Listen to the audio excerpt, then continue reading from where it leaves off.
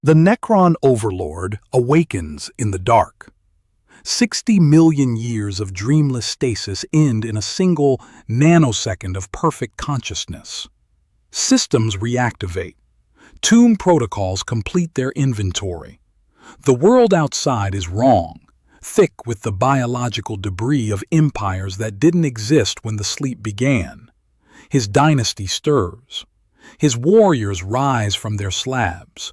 Then something reaches him across the void. Not electromagnetic, not a warp emission. His kind have no warp presence by design. Something else. A pressure in the fabric of realspace. A pattern in the behavior of the living things clustering at the rim of the galaxy. Something old, older than the Imperium, older than the Eldar, older, he suspects, than anything currently alive has any right to remember. He has felt this signal before, 60 million years ago. He hoped he was wrong. He isn't wrong. M41 looks different from the Necron side of the equation, not as a galactic crisis they are responding to, but as a countdown they have been sleeping through. The Tyranids are arriving. And the question no one in the current galaxy has thought to ask isn't where they came from. The question is, who sent them? Codex. Tyranids names no architect. Games Workshop has never drawn the line directly. What follows is the strongest read the evidence supports, a forensic case built from confirmed canonical facts. The distinction matters. The evidence is extraordinary. 65 to 60 million years before the 41st millennium, the galaxy was at war. Not the territorial conflicts the Imperium fights now. A war that determined whether biological life would exist in this galaxy at all. The Old Ones were the first, the oldest sapient species in the Milky Way, confirmed in Codex, Necrons from its 3rd edition forward. Cold-blooded, near immortal, masters of the webway. The vast interdimensional network they built to cross the galaxy without the unpredictability of warp transit. They had seeded worlds with life across millions of years. They had guided the development of young species. They had built an ecosystem spanning an entire galaxy because, as Codex Necrons records, they believed all life was useful and had value. Their science was advanced enough to spread their spawn across thousands of worlds with a single step through their webway portals. The Necron tier were none of that. Short-lived, radiation-scarred, burning with jealous resentment of everything the Old Ones represented. Their homeworld star, a scourging, irradiated sun in the halo stars, cursed them with cancer and early death, while the Old Ones existed for what amounted to forever. They petitioned the Old Ones for the secret of immortality. The Old Ones refused. That refusal is the first domino. Everything that follows, the Catan, the biotransference, the war in heaven, the Tyranids arriving in M41, traces back to that single act of withholding. The Necron tier went to war and lost. Codex, Necrons, is unambiguous. Possessed of far inferior technology, their war proved futile. Pushed back to the outer rim, left to fester. But they found something in the dying stars of the halo stars region, electrodynamic anomalies in the oldest, most depleted suns. Consciousnesses, the Catan, star vampires, ancient as the galaxy itself, who had spent billions of years drifting between stellar feeding grounds, shortening the lifespans of otherwise main-sequence stars by millions of years per feeding. As Codex, Necrons records, they suckled on the stars, and by doing so, shortened those stars' lives. They had no interest in organic life until the Necron tier gave them bodies of necrodermis, living metal, and suddenly the focused electromagnetic energy of biological beings tasted infinitely better than bland solar emissions. The deal was made. The Catan promised immortality. What biotransference actually delivered was metal bodies and the erasure of souls. As Codex, Necrons records, speaking of Mephethron the Deceiver, Azagorod the Nightbringer, and their kin, they came as gods, and the Necron tier, like fools, took them at their word. The court astrologer Orican warned that the alliance would bring a renaissance of glory, but destroy forever the soul of the Necron tier people. He was correct on both counts. The Necron tier gained immortality. They lost everything else. The new Necrons returned to war. This time the old ones were outmatched. Their mastery of the warp counted for nothing against the Catan's supremacy over the material universe. Necron legions breached the webway. Codex, Necrons 5th edition, records this directly, noting the Dolmen Gates turned the Old One's greatest weapon against them, vastly accelerating the end of the war in heaven. Catan fed on stars, extinguished suns, consumed entire solar systems. The Old Ones watched their bastions besieged and their nurtured races fed on like cattle. And the Catan built something else. On Cadia and other worlds across several sectors, they constructed a network of black stone pylons specifically intended to close off the warp from the material universe entirely, utterly destroying any living creatures with a soul, leaving all other life as nourishment for the Catan. The end game wasn't conquest. It was the complete replacement of biological ecology with a dead galaxy of metal constructs and feeding star gods. The Old Ones responded the only way they knew how. They started building. The sequence of species the Old Ones engineered during the war in heaven is the foundation of this case. Before anything else can be argued, the scale of Old One's biological architecture needs to be established as confirmed capability, not speculation. First, the Eldari. Created or fundamentally shaped by the Old Ones, confirmed in Codex Eldar 4th edition and multiple other sources. Given an intense connection to the warp specifically because the Catan were vulnerable to psychic energies. The Old Ones designed their warrior species to be psychically linked to the Imperium and able to use its power in destructive ways. The Eldar weren't an accident. They were a purpose-built counterweapon. Second, and most critical, the Krork. Confirmed in Codex Necrons 3rd edition as an Old One's creation, engineered alongside the Jokaro to defend the Old One's last strongholds when conventional forces proved insufficient. The Krork eventually became the Orcs. Green-skinned, maximally violent, biologically optimized for combat endurance, aggression, and self-propagation under hostile conditions. They weren't farmers who took up arms. They were purpose-built infantry, grown because the war demanded something that could absorb punishment and keep fighting. Third, the Jokaro. Confirmed across multiple editions as Old Ones Connected, bred as technology mimickers, a different kind of weapon, specialized for a different kind of war. And alongside these, the Hrud, the Kanib, the Rashan. Codex. Necron's 3rd edition lists them among the client young races fielded against the Necron tier. Each one purpose-built, each one specialized. Read the pattern. The Old Ones respond to each escalation by engineering a new species. Each new species is built for the specific threat at hand. The Eldari for psychic warfare against the Catan, the Krork for physical attrition against Necron legions, the Jokaro for technological disruption. Each one more extreme than the last. Each one a biological engineering project calibrated to a specific military problem.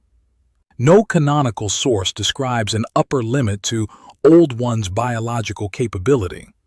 Codex, Necron's 3rd edition, is direct. Such was their advanced science that they had the capacity to cross vast tracts of space with a single step, and through such means they managed to spread their spawn to many other places. They seeded thousands of worlds. They shaped civilizations. They engineered multiple purpose-built war species from scratch. The question this argument asks is, what did they build last? The enslavers ended them. The Old One's own psychically empowered creations disturbed the warp. The disturbance produced new entities, enslavers, warp beings capable of possessing psychers and using their bodies as portals into real space, systematically assaulted Old One strongholds. Codex Necrons confirms. The enslaver plague became the final blow for the reign of the Old Ones, who scattered, their power forever broken. The canonical language about their ultimate fate is deliberately ambiguous. It's unknown whether the species went extinct despite all its efforts or its survivors simply fled the galaxy outright. Extinct or fled, the ending unresolved. But the ending wasn't sudden. The enslavers targeted strongholds, implying the Old Ones held defensive positions. The Old Ones marshaled their forces, implying they recognized the threat and attempted to respond. There was a window between military defeat and disappearance. Canon does not quantify it, but it's there. There is a structural irony buried in the sequence. The Old Ones created psychically empowered species to fight the Necrons. Those creations' psychic activity destabilized the warp. The destabilized warp produced the enslavers. The enslavers destroyed the Old Ones. Their own weapons killed them. The architects were consumed by their own architecture. That is the war in heaven's closed loop. And it's relevant to understanding what came next. Because the pattern suggests the Old Ones knew, at the end, that their weapons could outlast their makers. They had proof of it. They were dying because of it. The Necrons, watching their Catan masters starve as the enslavers stripped the galaxy of sentient biomass, used that same window. They rebelled. They shattered the Catan into shards and imprisoned them in tesseract labyrinths. Then, weakened and with no food remaining for what survived of the Catan, the Necrons retreated into their tomb worlds. The galaxy was left to the survivors, the Eldar rising, younger races developing unguided. The Necrons entered stasis believing they had won. Codex Necrons frames their withdrawal as strategic patience, waiting for the Eldari Empire to pass its peak, waiting for the galaxy to be ripe again for reconquest. The Old Ones gone. The Catan shattered, the galaxy empty and waiting. The Necrons believed they were the last ones standing. They were wrong. But it would take 60 million years for the error to become visible. The Tyranids arrive in the 41st millennium from outside the galaxy. That is an inference. It's confirmed canonical fact. Their homeworld, unknown extragalactic location, Codex. Tyranids across multiple editions is unambiguous. The Tyranids aren't native to the galaxy. They have journeyed across the unspeakable cold of the void, moving through the empty darkness for countless millennia to reach the rim of the galaxy. The Great Devourer, the hive mind's own designation, isn't a local species that grew too large. It's something that traveled here. The canonical first contact is dated 741 M41, when Hive Fleet Behemoth destroyed the ocean world Tyran. But that isn't the actual first contact. Re-examination of Imperial records has led Ordo Xenos to suggest Tyranid probing activity as far back as M35. More concrete, in 942, M41, A bioship was found beneath the surface of the ice world Nusquam Fundamentibus, dormant since approximately M34. Not a wreck, a dormant biological unit, already inside the galaxy, waiting. The hive mind operates at a scale where, canonically, only whole planets are truly significant to it. An intelligence operating at that scale does not accidentally scatter dormant units across a galaxy it hasn't reached yet. Those units were planted. How did the Tyranids find this galaxy? Codex. Tyranids and connected sources offer two answers. The first, the Pharos on Sotha, a Necron-linked navigational structure that overloaded during the Battle of Sotha in M31, sending a signal into the intergalactic void that the Tyranids followed inward. The second, the psychic beacon of the Astronomicon, the Emperor's presence in the warp amplified by his position on the Golden Throne. Two signals, one Necron adjacent, one produced by a human psyker of godlike power sitting on a throne constructed from necrodermis-linked technology. The Tyranids followed both. Tyranid hive fleets don't use warp travel. The Narvhal organisms at the core of each fleet manipulate gravity fields of star systems to achieve faster-than-light transit through realspace. They navigate without the Imperium entirely. They track signals detectable in the material universe, electromagnetic, gravitational. The kind of signals a biological weapon could theoretically be designed to follow across intergalactic distances.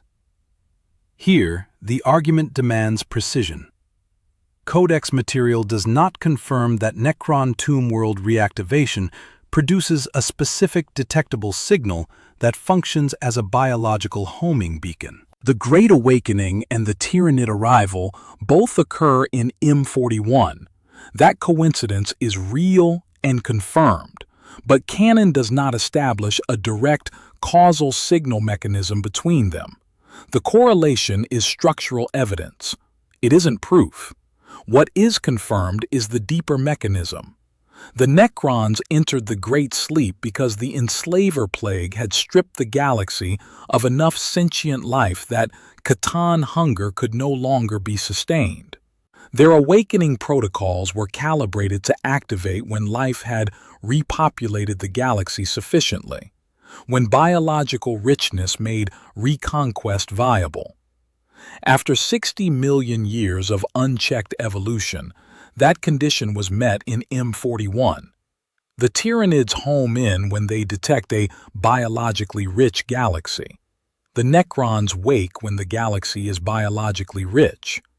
Both conditions are triggered by the same state, the restoration of galactic ecology after 60 million years of recovery. These aren't two independent events. They are both responses to the same underlying condition. The galaxy the Old One spent tens of millions of years building, reduced to near nothing by the war in heaven, rebuilt itself. And when it did, two things happened simultaneously. One was programmed, one may have been designed.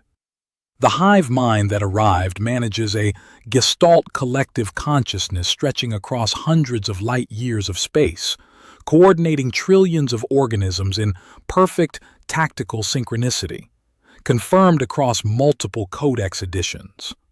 Marnius Calgar, in Codex, Tyranids 5th edition, observed, "When you fight Tyranids, you face not only those before you on the battlefield, but the untold thousands which seek to surround you, which attack your supporting units and destroy your supply lines in perfect synchronicity." This isn't pack behavior. This isn't even swarm behavior as biologists understand it. The hive mind's architecture sits in a category no known, naturally evolved species replicates. It isn't a standard warp-based gestalt like the Eldar group consciousness.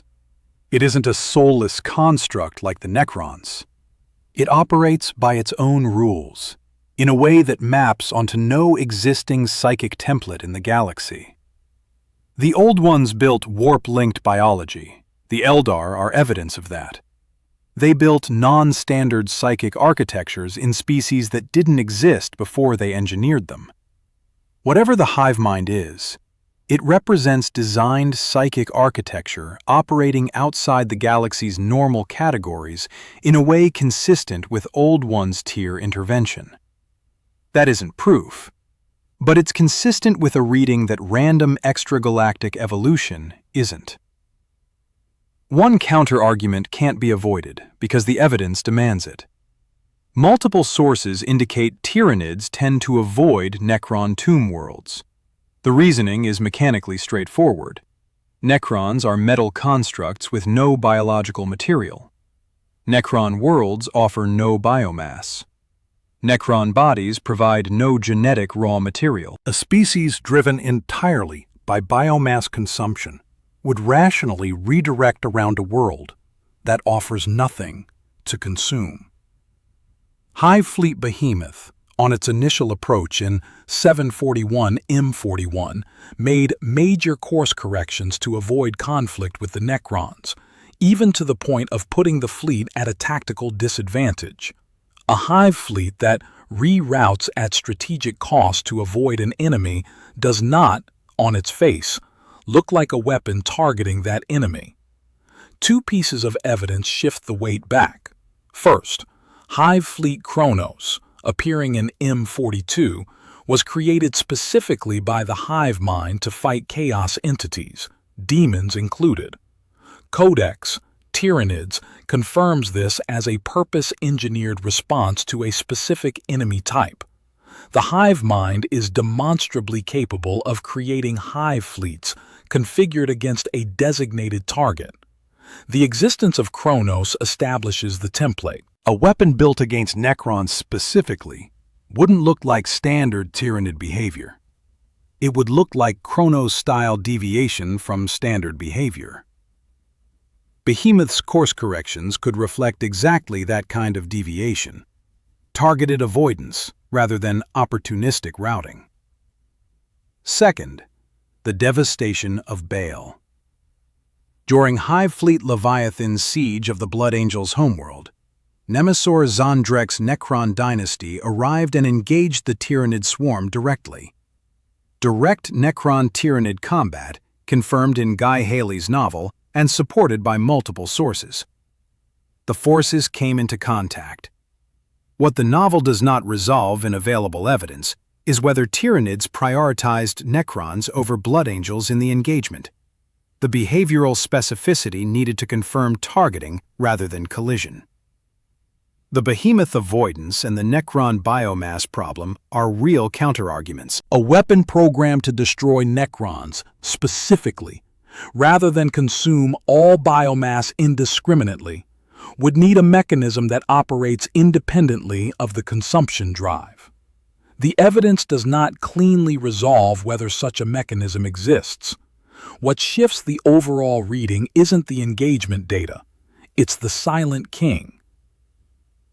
Sarek, the last of the Silent Kings of the Necron tier, is the most important single figure in this case. He formalized the biotransference pact with the Catan. He led the rebellion that shattered them. He imposed self-exile after the war, not the behavior of a ruler who believes he won cleanly. He traveled into the intergalactic void, beyond the galaxy's edge, for the entire duration of the Necron Great Sleep. There, in the void between galaxies, he found the Tyranids. Codex Necrons confirms this without ambiguity. Having encountered Tyranids in the intergalactic void, Sarek recognized the threat they posed to the Necrons' apotheosis, the plan to reverse biotransference and restore Necron souls. He abandoned his exile and returned to the galaxy specifically because of that encounter. Not because of chaos, not because of the Imperium, because of what he found between the galaxies. The apotheosis plan requires biological life to survive in the galaxy. Necron souls need organic bodies to transfer back into. Tyranid consumption of all biological life would eliminate that possibility permanently.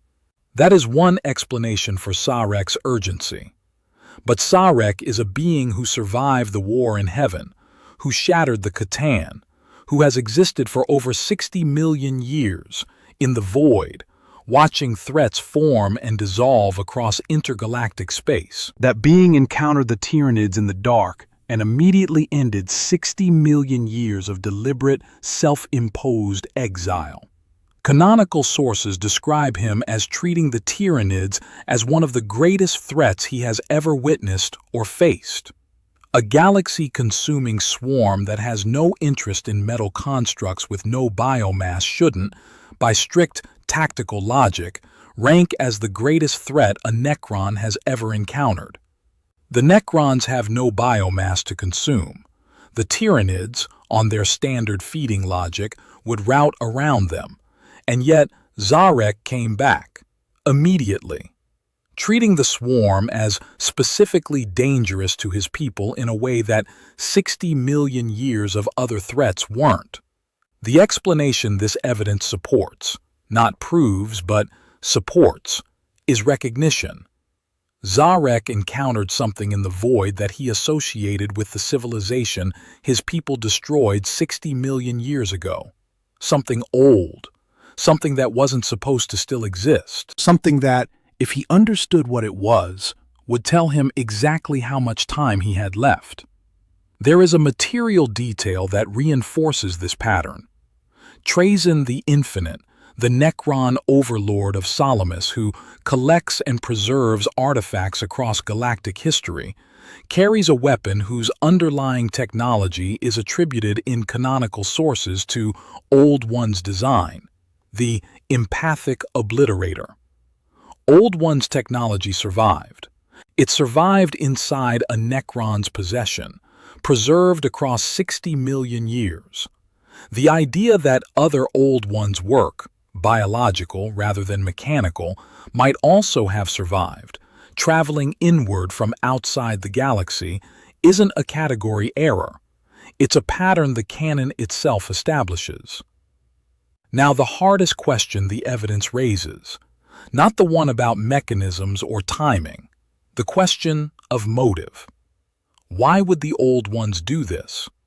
Understanding the answer requires the complete picture of what the Old Ones were, not the simplified version. They seeded thousands of worlds.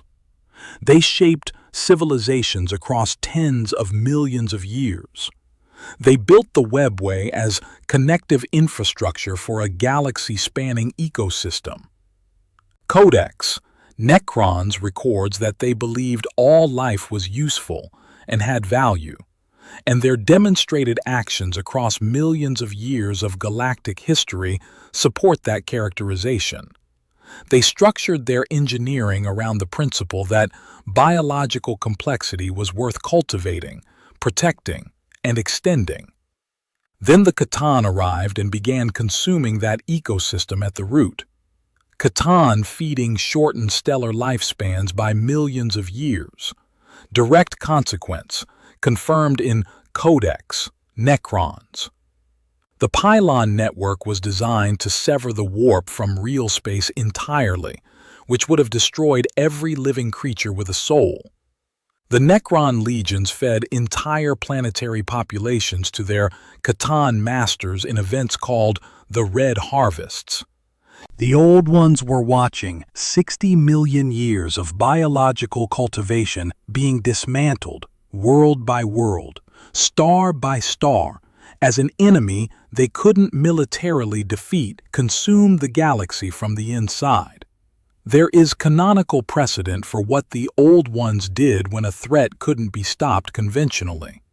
During the War in Heaven, they destroyed several of their own warp gates by their own hands to prevent warp entities from spreading to uncorrupted worlds.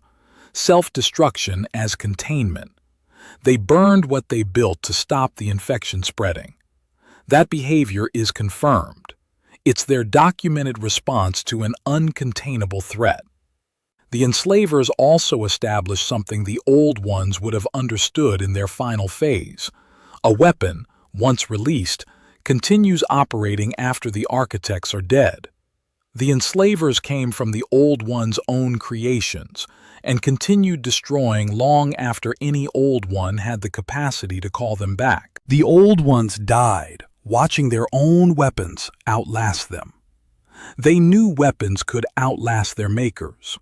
They had proof. Now, position yourself where the Old Ones were, in the final phase. Losing to the enslavers, watching the C'tan consume stars, watching the galaxy they built over tens of millions of years being stripped to metal and silence. Every conventional weapon either exhausted or backfiring. The Krork deployed, good fighters, but Necrons phase out when destroyed, leaving no organic material for recycling. The Eldar deployed, powerful psychics, but the C'tan were working toward the pylon network to eliminate psychic warfare entirely. The webway breached. A weapon that does not use the warp can't be countered by C'tan material supremacy, because it also operates in the material universe. A weapon that renders entire planets into biological soup and absorbs everything does not require the consumed organism to remain intact. Necron phasing protocols leave nothing behind only if there is a battle to survive. A weapon operating at ecological scale, rather than military scale, would approach what the C'tan and Necrons needed to survive. Organic biomass, stellar energy, a living galaxy to feed on, before they could use it. And a weapon that arrives after the architects are dead has no one to call it back. The C'tan's plan was to consume the galaxy slowly, star by star, soul by soul. The murder-suicide architecture answers that plan with a counter-move at the same timescale.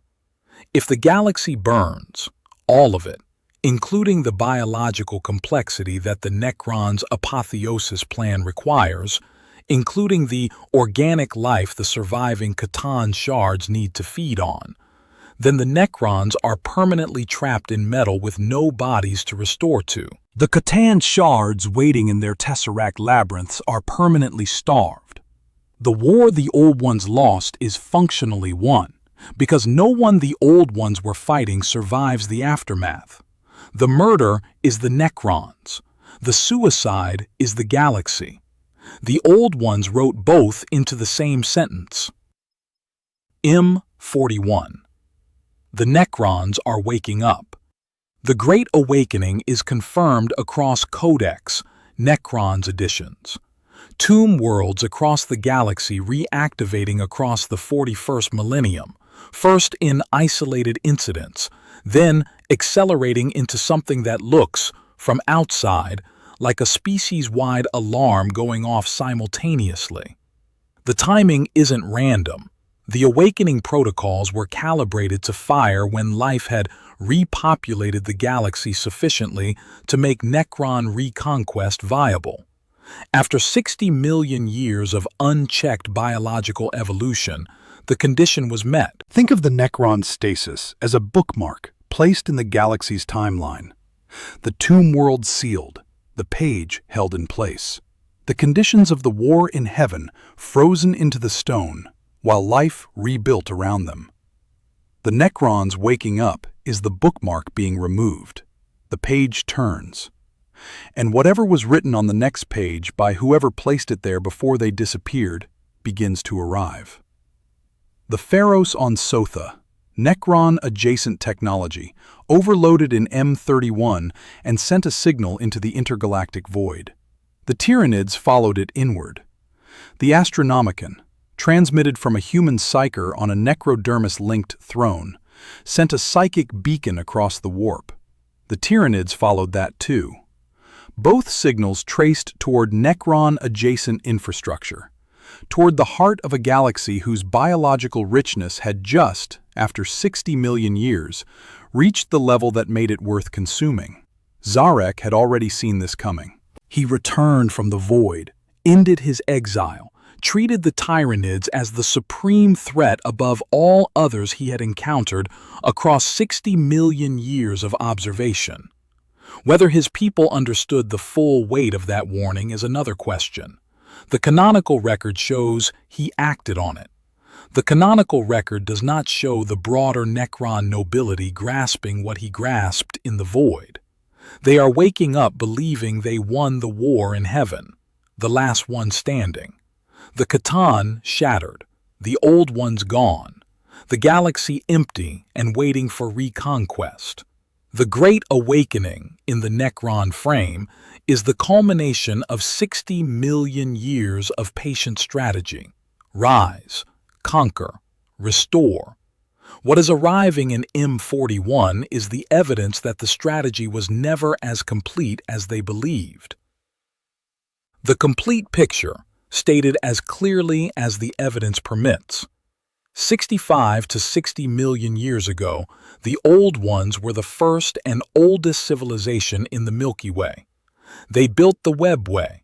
They shaped every major biological species in the galaxy. The Eldar, the Jokairo, the Hrud, and the Krork, the Orcs' war-built ancestor, engineered in Codex Necrons 3rd edition specifically to fight the Necrons and C'tan. Purpose-built war species against exactly the enemies now waking up. The capability is confirmed. The war in heaven ended with the Old Ones scattered and destroyed or fled, the Necrons sealed in tomb worlds, and the C'tan shattered into fragments. There was a window between military defeat and final disappearance. Canon preserves it deliberately. Old Ones' cold-blooded patience measured in geological time. They had time. They had motive. They had a documented pattern of building weapons that could outlast their makers. The Tyranids are confirmed extragalactic. Origin unknown.